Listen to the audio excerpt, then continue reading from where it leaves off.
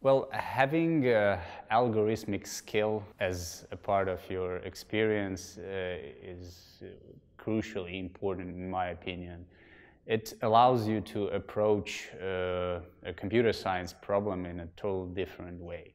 So you can see it from a different perspective. You can optimize, you can feel what are the bottlenecks in the possible approaches.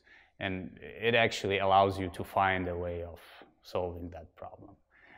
Also, by practicing these algorithmic competitions, you have another very important skill, which is the clean code. Yeah, so you are typing faster, and the average number of bugs and issues in your code is a way much less than an average programmer.